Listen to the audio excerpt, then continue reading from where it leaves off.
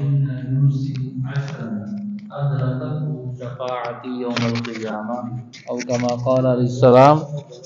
فرمایا کہ جو بندہ مجھ پر صبح کے ٹائم 10 مرتبہ درود پاک پڑھے اور شام کے وقت بھی 10 مرتبہ درود پاک پڑھے تو جو صبح و شام کل ملا کر 20 مرتبہ میری بارگاہ میں درود پاک پڑھ لے گا، قیامت والے دن ایسے بندے کو میری شفاعت پہنچ کر رہے گی.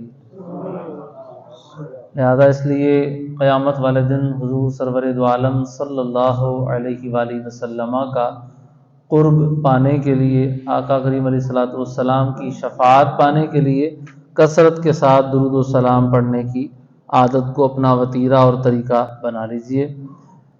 پچھلے جمعہ کو ہم نے چند ایک باتیں جو ہیں وہ اس حوالے سے سننے کی سعادت حاصل کی کہ اللہ کے رستے میں مال خرچ کرنا، زکوٰۃ وغیرہ دینا، اس کے کیا فضائل ہیں. مختلف روایات میں زکوٰۃ دینے کے حوالے سے بار بار بیان آیا ہے. تو جس طرح زکوٰۃ دینے کے فضائل ہیں، نہ دینے کے حوالے سے بھی نقصانات بہت زیادہ ہیں. قرآن پاک میں جا بجا اس کا بیان بھی موجود ہے. جہاں اللہ تبارک و تعالیٰ نے اپنے رستے میں مال خرچ کرنے کا فرمایا، مال خرچ کرو، اللہ کے رستے میں اپنا مال خرچ کرو، زکوٰۃ دو. جہاں نماز کا ذکر ہوا ساتھ ہی میں زکوٰۃ کا بھی جو ہے وہ ذکر ہوا. تو جہاں زکوٰۃ کا حکم ہوا، اس کے فضائل بیان ہوئے، اللہ کے رستے میں مال خرچ کرنے کی کیا کیا برکات ملیں گی وہ بیان ہوا. تو وہیں پر یہ بھی بیان ہوا کہ اللہ تبارک و تعالیٰ ارشاد فرماتا ہے، سورہ آل عمران کی آیت کریمہ ہے، وَلَا يَحْسَبَنَّ الَّذِينَ يَبْخَلُونَ بِمَا آتَاهُمُ اللَّهُ مِنْ فَضْلِهِ هُوَ خَيْرًا لَهُمْ بَلْ هُوَ شَرٌّ لَهُمْ سَيُطَوَّقُونَ مَا بَخِلُوا بِهِ يَوْمَ الْقِيَامَةِ. سورہ آل عمران ہے، اس کی آیت نمبر 180 ہے، پارہ 4 ہے. اللہ تبارک و تعالیٰ ارشاد فرماتا ہے کہ وہ لوگ کہ جو اللہ نے اپنے فضل سے انہیں مال عطا فرمایا ہے، اس میں وہ بخل کرتے ہیں، اس کو اللہ کے رستے میں خرچ نہیں کرتے، بخل کرتے ہیں، تو وہ یہ نہ سمجھیں کہ ہوا خیر لہم، وہ کہ ان کے لیے بہتر ہے. وہ بہتر نہیں ہے، بل ہوا شر لہم. آج یہ جو مال خوبصورت لگ رہا ہے، پیارا لگ رہا ہے، یہ باغیچے، یہ فیکٹریاں، یہ مال و دولت کے انبار جو گھروں میں بھی سجا کے رکھے ہوتے ہیں، بینکوں میں بھی جوڑ جوڑ کے رکھے ہوتے ہیں، اور نکال کر خرچ کرنے کی زحمت نہیں ہوتی یار مال کہیں کم نہ ہو جائے، تو یہ آج بہتر لگ رہا ہے کہ کم آ جائے گا، کم آ جائے گا. فرمایا یہ خیر نہیں ہے، بل ہوا شر لہم، یہ ان کے لیے شر ہے، برائی ہے. سیطوقون ما بخلوا به یوم القیامہ، جس مال کو اللہ کے رستے میں خرچ کرنے کے حوالے سے انہوں نے بخل کیا، قیامت والے دن یہی مال توق بنا کر ان کے گلے میں ڈالا جائے گا اور ان کو اس سے عذاب دیا جائے گا. تو آج جس مال کو جوڑ جوڑ کر رکھا جاتا ہے، اللہ کے رستے میں خرچ نہیں کیا جاتا. ہاں یہ وضاحت ضروری ہے کہ یہاں ہر مال اور ہر مالدار مراد نہیں ہے، یہاں وہی مال مراد ہے کہ جس کا خرچ کرنا اللہ کے رستے میں ضروری تھا. یہاں وہی مالدار مراد ہے کہ جس کو حکم تھا کہ اللہ کے رستے میں اپنا مال خرچ کرے، زکوٰۃ دے، لیکن وہ زکوٰۃ نہیں اس نے دی، مال خرچ نہیں کیا بلکہ جوڑ جوڑ کر رکھا. جو فرض تھا، واجب تھا، اس کی بھی ادائیگی نہیں کی. یہاں اس کا بیان ہے. آج جس کو اللہ نے بہت دیا ہے وہ خرچ بھی کرتا ہے، اور خرچ کرنے سے مال کم کہاں ہوتا ہے، اللہ پاک اور عطا فرما دیتا ہے، اللہ پاک دگنا چگنا عطا فرما دیتا ہے. واللہ یضاعف لمن یشاء. اللہ نے ایک مثال بیان فرمائی کہ اللہ 700 گنا زیادہ عطا فرماتا ہے. اس کے بعد بھی فرمایا کہ جو اللہ کے رستے میں خرچ کرتا ہے، اللہ چاہے تو اسے اس سے بھی زیادہ دگنا چگنا عطا فرما دے. تو اللہ کا کرم ہے، جو اللہ کے رستے میں مال خرچ کرتے ہیں ان کا مال کم نہیں ہوتا. لیکن مراد وہ لوگ ہیں کہ جو اللہ کے رستے میں مال خرچ کرتے ہی نہیں، یہاں تک کہ زکوٰۃ بھی وہ ادا نہیں کرتے. تو قیامت والے دن توق بنا کر یہ مال ان کے گلوں میں ڈالا جائے گا. حضرت عبداللہ ابن مسعود رضی اللہ تعالیٰ عنہ کی سے مروی حدیث پاک ہے، فرمایا کہ نبی پاک علیہ الصلوۃ والسلام ارشاد فرماتے ہیں، ما من احد لا یؤدی زکات مالہ الا مثل لہ یوم القیامۃ شجاعا اقرع حتی یطوق بہ عنقہ.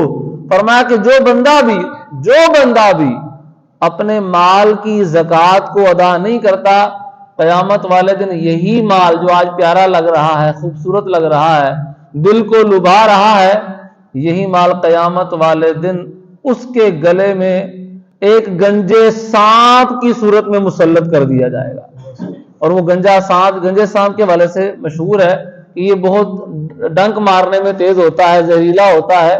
تو قیامت والے دن یہی سانپ اس کے گلے میں توق بنا کر ڈالا جائے گا. یعنی جس کا آیت کریمہ میں تذکرہ ہوا نا، جو آیت کریمہ میں نے بھی پڑھنے کی سعادت حاصل کی کہ یہ مال اچھا نہیں ہے بلکہ برا ہے، اور قیامت والے دن ان بخیل لوگوں کے گلے میں اسی مال کا توق بنا کر ڈالا جائے گا. تو مطلب یہ کہ وہ مال گنجے سانپ کی صورت اختیار کر جائے گا، اور جو اللہ کے راستے میں مال خرچ نہیں کرتے ہوں گے، قیامت والے دن یہ مال ان کے گلے میں توق بنا کر گرد لپیٹ دیا جائے گا. پھر نبی کریم علیہ الصلوۃ والسلام نے یہی آیت کریمہ تلاوت کی جو میں نے پڑھنے کی سعادت حاصل کی ہے. قرآن پاک میں ایک اور جگہ پر اللہ تبارک و تعالی ارشاد فرماتا ہے، سورہ توبہ کی آیت کریمہ ہے، پارہ 10 ہے، اور آیت نمبر جو ہے وہ 34 سے 35 ہے. اللہ تبارک و تعالی فرماتا ہے والذین یکنزون الذھب والفضة ولا ينفقونها فی سبیل اللہ فبشرهم بعذاب علیم. کہ جو لوگ سونا اور چاندی جوڑ کر رکھتے ہیں اور اللہ کے راستے میں خرچ نہیں کرتے، فرمایا انہیں دردناک عذاب کی خوشخبری سنا دو. یوم یحمى علیہا فی نار جہنم. فرمایا قیامت کا دن وہ دن ہوگا جس دن یہ جو مال جوڑ کر رکھا ہوا ہے، یہ مال جہنم کی آگ میں گرم کیا جائے گا. فتقوی بہا جباہہم وجنوبہم وظہورہم. اور اسی مال سے ان کی پیشانیاں، کروٹیں اور پیٹھیں داغی جائیں گی، اور کہا جائے گا ھذا ما کنزتم لانفسکم. یہ وہ مال ہے جو تم نے اپنے لیے جوڑ کے رکھا تھا، جس کے تم نے خزانے بنائے تھے. فذوقوا بما کنتم تکنزون. تو آج جو جوڑ کے رکھا تھا، آج اس کے مزے چکھو. یہ قرآن پاک میں اللہ تبارک و تعالیٰ نے واضح انداز میں بیان فرمایا کہ قیامت والے دن یہ مال کام نہیں آئے گا. آج دنیا میں تو یہ کام آ جاتا ہے، جس کے پاس مال نہیں ہے اس کی ویلیو ہی کوئی نہیں ہوتی، لیکن دنیا میں تو یہ کام آ جائے گا. قیامت والے دن یہ مال کام نہیں آئے گا، اور اس کے لیے تو یہ عذاب کا سبب بن جائے گا کہ جس بندے نے اس مال کو جوڑ کر رکھا ہوگا اور اللہ کے راستے میں جو ضروری ادائیگی تھی وہ بھی نہ کی ہوگی. تو بہرحال زکوٰۃ نہ دینے کے حوالے سے بہت ساری وعیدیں احادیث طیبہ میں نبی کریم علیہ الصلوۃ والسلام سے جو ہے وہ منقول ہیں، اور ایک طویل حدیث پاک ہے، اس کا خلاصہ میں آپ کے پیش خدمت کرتا ہوں. کہ قیامت کا دن ہوگا، نبی پاک علیہ السلام فرماتے ہیں تو جو زکوٰۃ نہیں دیتا ہوگا نا، اس کا سارا مال اکٹھا ہو کے آ جائے گا. اونٹوں پہ بھی زکوٰۃ ہوتی ہے، گائے بکریوں پہ بھی زکوٰۃ ہوتی ہے، جانوروں پہ بھی زکوٰۃ ہوتی ہے، ان کی زکوٰۃ کا ایک علیحدہ سیٹ اپ ہے. اسی طرح مال دولت سونا چاندی پر بھی زکوٰۃ ہوتی ہے. سونے چاندی کا تو تذکرہ قرآن پاک میں واضح فرمایا کہ اسی سونے چاندی کو گرم کر کے تو ان لوگوں کو کہ جو یہ زکوٰۃ کی ادائیگی نہیں کرتے، ان کی پیٹھوں کو، پیشانیوں کو، کروٹوں کو داغا جائے گا. تو جو جانوروں کی زکوٰۃ کے حوالے سے اس کا بھی حدیث پاک میں تذکرہ موجود ہے کہ قیامت والے دن جن جانوروں کی زکوٰۃ نہ دی ہوگی وہ جانور لائے جائیں گے، اور فربا لائے جائیں گے، موٹے جانور ہوں گے. اونٹ ہوگا تو وہ بڑا ہیوی قسم کا اچھا اونٹ ہو، خلاصہ تنرز کر رہا ہوں. گائے ہوگی تو اس کے بڑے بڑے سینگ ہوں گے. تو اسی طرح بکری ہوگی تو وہ بڑی ہیوی صحت مند بکری اور سینگوں والی بکری ہوگی. تو جو بھی جانور جس کی زکوٰۃ نہیں دی ہوگی، اسی جانور سے اس بندے کو قیامت والے دن عذاب میں مبتلا کیا جائے گا. ابھی جہنم میں جانے کا معاملہ علیحدہ ہوگا. فرمایا قیامت کا وہ 1000 سالہ دن، 50,000 سال کے بھی تذکرہ موجود ہے. اتنا طویل دن اللہ پاک مخلوق سے حساب لے گا، اور وہ جانور جن کی زکوٰۃ اس نے نہیں دی ہوگی وہ اس کا حساب کر رہے ہوں گے کہ اس کو ٹکرے ماریں گے، ٹھڈے ماریں گے. وہ قیامت کا دن وہ ٹھڈے مارنا یا وہ ٹکرے مارنا، اس کو ہم دنیاوی معاملات پہ قیاس نہیں کر سکتے. وہ کس طرح کے ہوں گے، وہ کس طرح عذاب دیں گے، کس طرح تکلیف پہنچائیں گے. آج دنیا میں دیکھ لیں، اگر کوئی جانور بیل جس کے بڑے بڑے سینگ ہو، کسی کو سینگ ہی گھپا دے، اندر گھسا دے، اس کی کیا کیفیت ہوگی، کتنا درد اور کتنی تکلیف ہوگی. تو قیامت والا دن ہوگا، یہ جانور آئیں گے اور ایسے بندے کو ستھری صاف زمین پر لٹایا جائے گا اور وہ آ کے اس کو ٹکرے ماریں گے, اس کو پاؤں سے روندیں گے. اونٹ کے بارے میں فرمایا وہ پاؤں کے نیچے دبائے گا اس کو, اور بکری اور گائے کے والے سے آ کے وہ ٹکرے ماریں گے اس کو زور زور سے, اور اس طرح اس کو وہ پورا قیامت کا دن, ابھی جہنم میں جانے کا معاملہ اس سے علیحدہ ہے, وہ قیامت کے دن اس کو پورا وہ عذاب دیا جاتا رہے گا. تو اتنے سخت قسم کی روایات جو ہے نا وہ آئی ہیں اس حوالے سے کہ وہ بندے کے جو زکوٰۃ کی ادائیگی نہیں کرتے. حضرت مسروق رضی اللہ تعالیٰ عنہ ان سے روایت ہے, حضرت عبداللہ بن مسعود رضی اللہ تعالیٰ عنہ کا فرمان نقل کرتے ہیں, فرمایا آکل الربا وموکلہ وشاہداہ اذا علماہ والماشمۃ والمستوشمۃ ولا بالصدقۃ والمرتد اعرابیا بعد الہجرۃ ملعونون علی لسان محمد صلی اللہ علیہ وسلم یوم القیامہ. چند ایک لوگوں کا بیان فرمایا کہ جن پر نبی پاک علیہ السلام کی زبان سے لعنت کی گئی ہے, وہ لعنتی لوگ حضور علیہ السلام کی زبان سے. وہ کون لوگ ہیں؟ فرمایا سود کھانے والا, سود کھلانے والا. ہمارے ہاں بہت سارے ڈپارٹمنٹ, پروفٹ اور مارجن اور فلانی ٹرمز ہم نے یوز کی ہوئی ہیں, نئے نئے الفاظ کا اضافہ ہو گیا ہے, اور پتہ نہیں کیا کیا الفاظ یوز کرتے ہیں. بیسیکلی وہ ہوتا سود ہی ہے, وہ ہوتا سودی ایگریمنٹ ہی ہے. طرح طرح کی کمپنیز پروفٹ کے لالچ دے کے آتی ہیں, بھئی آپ کو پروفٹ ملے گا, بعد میں لوٹ کے بھی لے جاتی ہیں. یہ بھی تقریباً 99.9 کیسز اسی طرح کی ایسی کمپنیز کہ جو لالچ دیتی ہیں وہ لوٹ کے بھی لے جاتی ہیں. یہ ایک معاملہ علیحدہ ہے کہ ایک بے وقوفانہ اقدام ہوتا ہے ایسی کمپنیز کے ساتھ انویسٹمنٹ کرنا, لیکن ان میں سے بہت ساری وہ ہوتی ہیں کمپنیز یا ادارے یا بینکوں کے بھی کئی معاملات ایسے ہی ہیں اکثر و بیشتر کہ جو سودی نظام پر مشتمل ہیں. تو لوگ سود کھا رہے ہیں اور بالکل برملا کھا رہے ہیں, اس کی کوئی پرواہ نہیں کر رہے. جو ایگریمنٹ کسی کے ساتھ کر رہے ہیں اس کا نہیں پوچھ رہے کہ یہ سود ہے, حلال ہے, حرام ہے, کیا معاملہ ہے. نہ کسی عالم سے رجوع کرتے ہیں, نہ کسی مفتی سے رجوع کرتے ہیں. بس جو مال پروفٹ کے نام پہ کسی بھی طرح آ رہا ہے بس وہ ہمارے لیے حلال ہی. آج کل جی سب کچھ یہ حلال ہے, مشکل دور چل رہا ہے. تو یہ جو اس طرح کی باتیں کرنے والے یا پرواہ نہ کرنے والے لوگ ہیں ان کے لیے فرمایا سود کھانے والا, سود کھلانے والا, ایسے ایگریمنٹ میں جو شامل ہوتے ہیں, لکھنے والے. فرمایا وشاہدہ, سود کے گواہ, ایگریمنٹ کرواتے ہیں نا کہ جی ایگریمنٹ ہو گیا, سائن ہو گئے, جی فلاں ہو گیا, یہ ہو گیا. تو جو بھی ملوث ہوتے ہیں اگر ان کو پتا ہے, فرمایا ان سب پہ اللہ کے نبی پاک علیہ السلام نے لعنت فرمائی اپنی زبان سے. ایک الفاظ آئے ہیں کہ چہرہ گودنے والی. پہلے نا عورتوں میں یہ رواج ہوتا تھا عرب میں کہ وہ چہرے پر نا کچھ سوئیوں وغیرہ سے مطلب نشان لگا کے تو اس میں رنگ بھر دیتی تھی خوبصورتی کے لیے. مطلب چہرہ جو ہے نا وہ ذرا ایک نیا ہو جاتا تھا, اور وہ پھر چیز اترتی نہیں تھی, جس کو میرے خیال آج کل ٹیٹوز کا نام دیا جاتا ہے. مرد بھی کرواتے ہیں, عورتیں بھی کرواتی ہیں. میرے خیال شرعی نام ہوتا ہے, آپ لوگوں کو میں سے پتا ہوگا ہے جی, ٹیٹوز کا لفظ بولا جاتا ہے. تو یہ اس سے ملتی جلتی چیز تھی کہ وہ چہرے پہ یا جسم پہ وہ داغ وغیرہ بنا لیتے ہیں خوبصورتی کے لیے, یا پتہ نہیں کیا کیا مقاصد ہوتے ہیں, جس سے جو اللہ نے چہرہ بنایا ہے, اللہ نے جو انسان کی باڈی بنائی ہے اس کو تبدیل کرنا, اس میں تغیر کرنا, یہ والا معاملہ جو ہے وہ پایا جاتا ہے.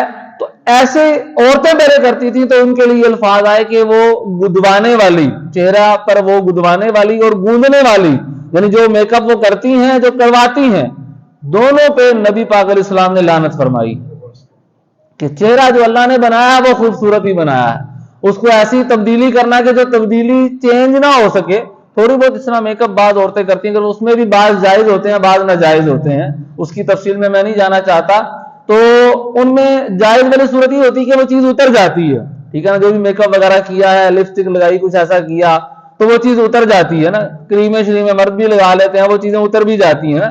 لیکن ایسی تبدیلی کرنا کہ جو بعد میں تبدیلی نہ ہو سکے, یہ ٹیٹوز میں خل اسی قسم سے ہوتے ہیں, یا اور بھی بہرحال جو بھی آج کل تو بلکہ اس طرح کی بھی کچھ تصاویر یا ویڈیو بعض کا سامنے آئی ہیں کہ وہ بندے اپنا چہرہ ہی تبدیل کروا لیتے ہیں, یعنی انسان کا چہرہ اور کھوتا بنا دیا, اس کو کتا بنا دیا, اس کو جناب پتہ نہیں کوئی خلائی مخلوق بنا دیا, آنکھیں عجیب بنا دی.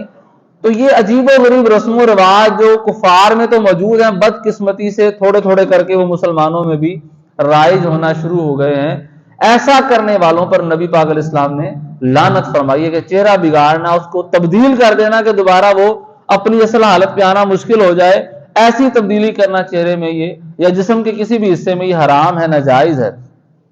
اور اس حدیث پاک کو اس چیپٹر میں ذکر کرنے کا مقصد یہ تھا کہ آگے الفاظ ہے وَلَا بِالصَّدَقَةِ، اور وہ بندہ کہ جو اللہ نے جس صدقہ کے کرنے کا حکم دیا ہے کہ یہ مال میرے راستے میں خرچ کرنا ہے، وہ اس کو خرچ نہیں کرتا بلکہ اس میں ٹال مٹول سے کام لیتا ہے، اپنا ہاتھ روک لیتا ہے اس بندے پر۔ اور فرمایا کہ وہ بندہ کہ جو پہلے اسلام لائے، ہجرت کرنے، نبی پاک علیہ السلام کے ساتھ ہجرت کی، ہجرت کرنے کے بعد اسلام قبول کرنے کے بعد ہجرت کی، اور ہجرت کرنے کے بعد اسلام سے وہ پھر کر مرتد ہو گیا، دائرہ اسلام سے خارج ہو گیا، فرمایا ان سب لوگوں پر اللہ کے نبی صلی اللہ علیہ وسلم کی زبان سے لعنت کی گئی۔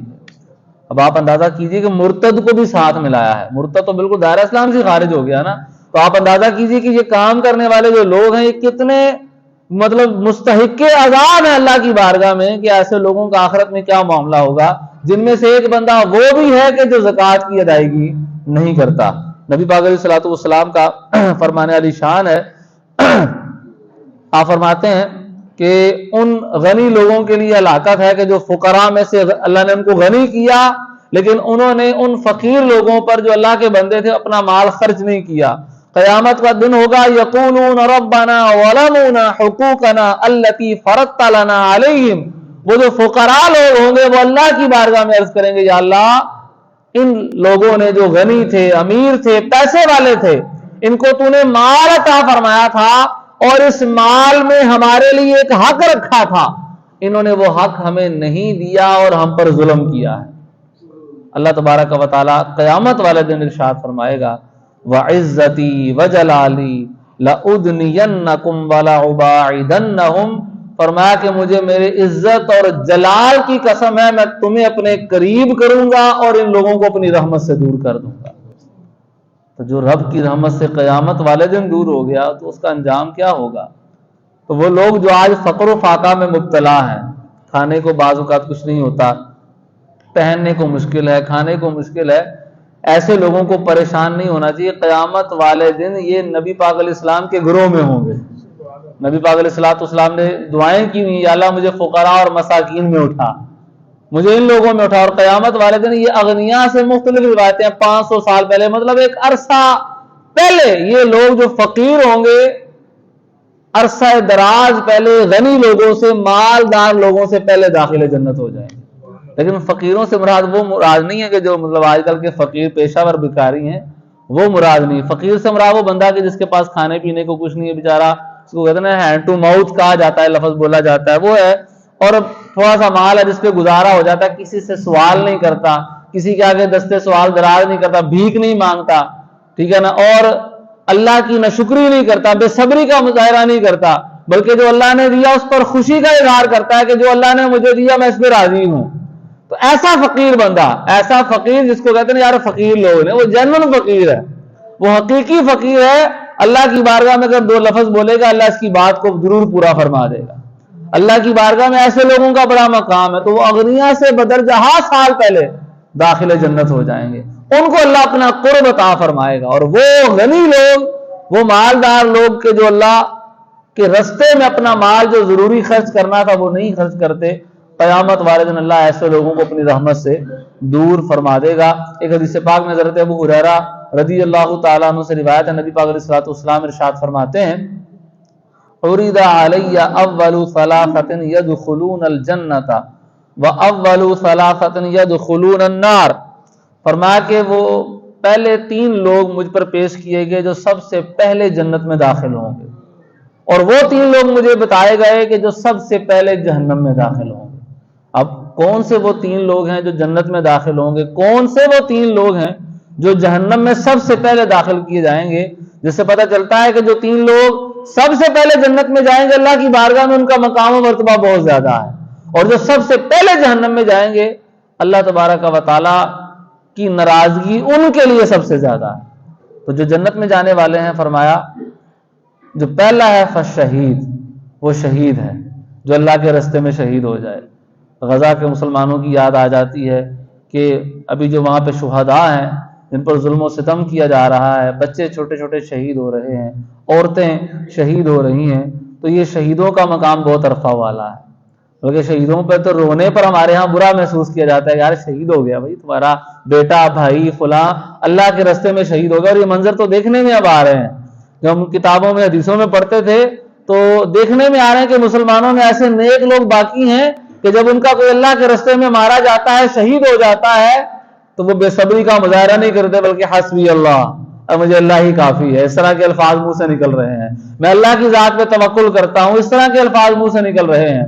بلکہ کسی کا اگر بیٹا شہید ہو رہا، وہ کہہ رہی ہے میرے 3 اور بیٹے تھے وہ بھی بچ گئے یا شہید ہو گئے، اگر سارے شہید ہو گئے تو میں اللہ کا شکر ادا کرتی ہوں کہ اللہ نے مجھے 4 شہید بیٹوں کی ماں بننے کا شرف عطا فرمایا. یہ باتیں حدیثوں میں تو پڑھی تھیں، آج دیکھنے میں بھی آ رہی ہیں کہ اللہ نے وہ صحابہ کرام علیہم رضوان کا فیضان مسلمانوں کو بھی عطا کیا کہ مسلمانوں میں بھی ایسے ہیں جو ایسا درد رکھتے ہیں، ایسا جذبہ رکھتے ہیں. ہو سکتا ہے ان لوگوں کی برکت سے ہم پر سے بھی عذاب دور ہو رہا ہو، ہم پر بھی اللہ کی رحمت انہی کے صدقے آ رہی ہو. تو شہداء کا مقام اللہ کی بارگاہ میں بہت عرفہ والا ہے. تو شہید وہ بندہ ہے جو سب سے پہلے جنت میں داخل کیا جائے گا. فرمایا وعبد مملوک احسن عبادت ربہ، وہ بندہ کہ جو غلام تھا، پہلے غلام اور لونڈیوں کا دور ہوتا تھا.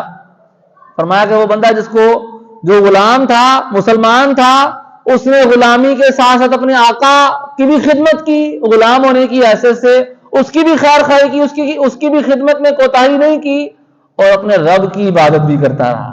یہ نہیں بہانہ لگایا کہ میں چونکہ غلام ہوں مجھے تو کام بہت سارے ہوتے ہیں. غلاموں کا تو بڑا معاملہ ایک پیچیدہ ہوتا تھا، مطلب ان کا خدمت والا پہلو تو بہت سخت ہوتا تھا. آج کل ہمارے یہاں کیا معاملہ ہے، چھوٹی سی جاب کر رہے ہوتے ہیں 5 گھنٹے کی 6 گھنٹے کی، ٹائم ہی نہیں ملتا، نماز ہی نہیں پڑھی جاتی، ٹائم ہی نہیں ہوتا جی، سمجھ نہیں آتی یار، پتہ نہیں کپڑے نہیں ہوتے، فلانے نہیں ہوتے، ٹمکانے نہیں ہوتے، ہم لوگ اسی طرح کے چکروں میں رہ جاتے ہیں. وہ غلام ان کی خدمت کا معاملہ وہ 24 گھنٹے غلام ہی ہوتے تھے.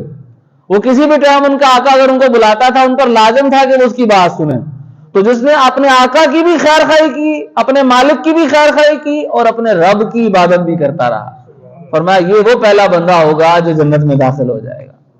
اور فرمایا وعفیف متعفف ذو عیال، وہ بندہ کہ جو گھر والا تھا، جس کے اہل و عیال تھے، اور وہ خود بھی پاک دامن رہا، پاک دامنی پر قائم رہا، پاک دامنی اختیار کی اس پر قائم رہا، اور اپنے اہل و عیال کی خدمت کرتا رہا، اپنے آپ کو اللہ کی نافرمانی میں نہیں ڈالا، گناہ میں نہیں ڈالا، زنا میں نہیں ڈالا، غلط اور فحش کاموں میں نہیں ڈالا.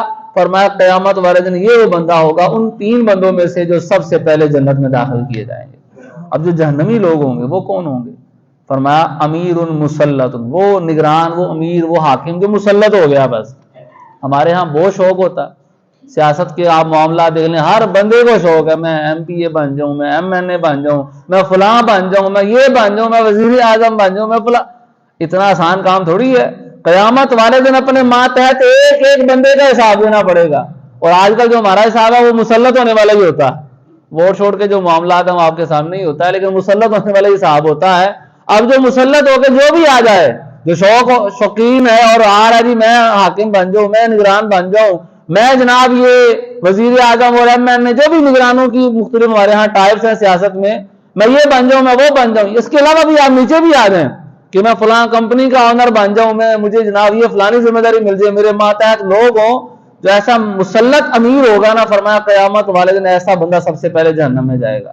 جس کو شوق ہوگا کہ میں لوگوں کی نگرانیاں کروں، لوگوں کے اوپر آؤں، اور وہ ان کے پھر حق ادا نہیں کر پایا تو ایسا بندہ جہنم میں جائے گا. فرمایا وذو ثروۃ من مال لا یؤدی حق اللہ فی مالی، فرمایا ایسا بندہ کہ جو صاحب ثروت ہے، جس کو اللہ نے مال عطا فرمایا ہے اور وہ اللہ کا حق ادا نہیں کرتا اپنے مال سے، وہ بندہ بھی ان پہلے جہنمی لوگوں میں سے ہوگا جنہیں جہنم میں ڈالا جائے گا. وفقیر فخور، تیسرا بندہ وہ فقیر بندہ، ابھی تذکرہ ہوا تھا نا فقیروں کا، فقیر ہے لیکن شیخیاں بڑی مارتا ہے، او جی ساڑی تو یہ ویلیو، ساڑا تو وہ، تو یہ فلاں، اپنے آپ میں وہ تکبر میں مبتلا ہے، فقیر ہے.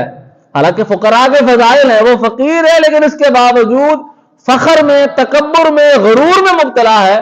تو حدیث پاک میں تو فرمایا جس کے دل میں رائی کے دانے کے برابر بھی تکبر ہوگا نا، وہ بندہ جنت کی خوشبو کو بھی نہیں پا سکتا.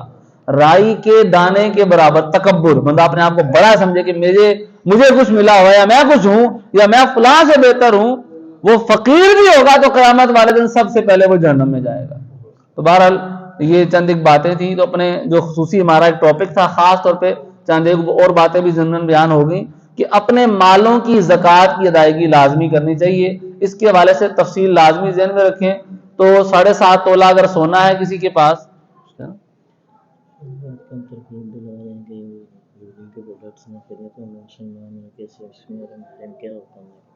خطرناک موضوع ہے. تو 7.5 تولہ سونا ہو، 52.5 تولہ چاندی ہو، جس کے پاس ان دونوں میں سے کوئی ایک چیز ہے وہ صاحب نصاب ہے، اس پر اس مال کی زکوٰۃ دینا یہ لازم ہے. 7.5 تولہ سونا نہیں ہے، 52.5 تولہ چاندی نہیں ہے، دونوں مکس ہیں، کچھ سونا ہے کچھ چاندی ہے، یا چاندی نہیں ہے فقط تھوڑا سا سونا 2-3 تولہ سونا ہے اور اس کے علاوہ ایکسٹرا مال ہے، روپیہ ہے جو ضرورت سے زائد ہے. مہینے کا خرچہ 1 لاکھ روپے ایک مثال ہے، تو 1,25,000 روپیہ 30,000 روپیہ موجود ہے، تو اوپر والا جو 25-30,000 روپیہ وہ ایکسٹرا ہے. 2 تولہ سونا ہے مثال کے طور پہ اور وہ 25-30,000 روپیہ ایکسٹرا ہے، یہ ملائیں گے نا جب، تو اب چاندی کا نصاب دیکھیں گے 52.5 تولہ چاندی والا نصاب. جب ان دونوں کو ملائیں گے تو یقیناً جو چاندی والا نصاب ہے وہ پورا ہو جاتا ہے. سونا اتنا مہنگا ہمارے ہاں کہ 1 تولہ سونا بھی ہو، تھوڑی سی رقم بھی ایکسٹرا ہو تو وہ چاندی والا نصاب پورا ہو جاتا ہے.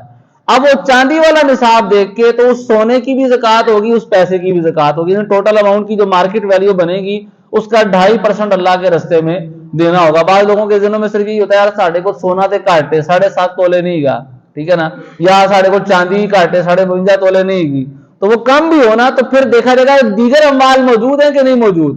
اگر دیگر مال موجود ہے تو اس کے ساتھ ملا کر پھر چاندی کا نصاب دیکھا جاتا ہے. اگر چاندی کا نصاب کمپلیٹ ہو رہا ہے تو زکوٰۃ دینا جو ہے وہ لازم اور ضروری ہوگا.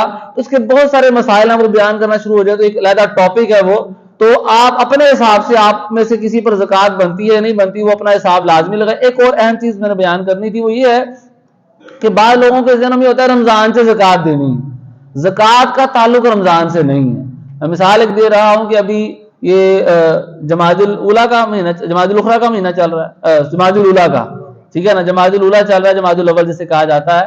تو یہ مہینہ ہے، اب کسی کے پاس اس مہینے میں پیسہ آیا نا اور وہ صاحب نصاب ہو گیا. اب یہ کہ وہ اگر رمضان میں آنے والے رمضان میں زکوٰۃ دے دیتا ہے تو یہ اس کی ایڈوانس زکوٰۃ ہوگی کہ اس کا ابھی سال پورا نہیں ہوا تھا، اس نے پہلے ہی زکوٰۃ دے دی. یہ بھی ٹھیک ہے، یہ جائز ہے، اچھا ہے، بلکہ بہتر ہے. لیکن وہ کہتا نہیں ابھی تو سال پورا نہیں ہوا، میں اب اگلے رمضان میں دوں گا. تو اگلا رمضان جو ہے وہ جمادی الاولیٰ تو نکال کے آئے گا نا، تو جتنا آپ اس میں تاخیر کریں گے حرام کے مرتکب ہوں گے. حرام کام ہے یہ کہ زکوٰۃ جس دن لازم ہوئی آپ صاحب نصاب ہوئے پورا سال، وہ بھی دنیاوی جو مہینے ہیں ہمارے جون جولائی جنوری فروری، اس کا حساب نہیں ہوگا، اسلامک مہینوں کا حساب ہے. اس مہینے سے جب سال گزر جائے گا تو اگلا سال پورا ہوتے ہی اس کی زکوٰۃ دینا یہ لازم اور ضروری ہوگا. تو اس کو لازمی ذہن میں رکھیں. سوال پوچھا گیا تھا کہ وہ یہودیوں کی پروڈکٹس کا بائیکاٹ کرنے کے حوالے سے، تو وہ اگر کرنا چاہیں تو کر دیں، ٹھیک ہے، لیکن صورتحال تو آپ کے سامنے ہی ہے، وہ جتنا ہم سے ہو سکتا ہے وہ ہمیں کر لینا چاہیے. صورتحال تو ایسی ہے باقی اللہ پاک بہتر جانتا ہے کہ جتنا مرضی نقصان آپ دے لیں. جو صورتحال ان کفار کی ہے کہ انہوں نے اس وقت پوری کہہ لیں کہ معیشت پر قبضہ جمایا اور آپ جو مرضی کر لیں ہونا کچھ بھی نہیں ہے جب تک کہ ہمارے اندر کا ایمان جو ہے نا وہ نہیں جاگتا.